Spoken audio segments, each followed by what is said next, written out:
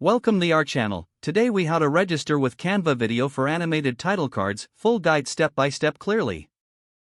To get started with Canva for creating animated title cards, first, open your web browser.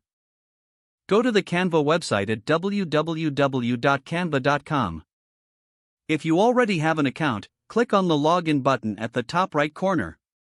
Enter your email and password to access your account. If you don't have an account, click on the Sign Up button.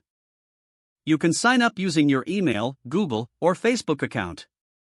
Once logged in, you will be directed to the Canva dashboard. In the search bar at the top, type video to find video templates. Select video from the drop-down options to view available templates. Browse through the templates until you find one that suits your style. Click on the template to open the design editor. In the design editor, you will see tools on the left side for elements, text, and audio. To add a title card, click on the text tab in the left sidebar. Choose a text style you like and click to add it to your design. Double-click on the text box to edit the text. Type in your desired title or message. You can change the font, size, or color using the options in the top toolbar. To animate your text, click on the text box. Then, select the Animate button in the top toolbar. Choose an animation style from the available options. You can preview each animation to see how it looks. Once you're satisfied with the animation, click Apply.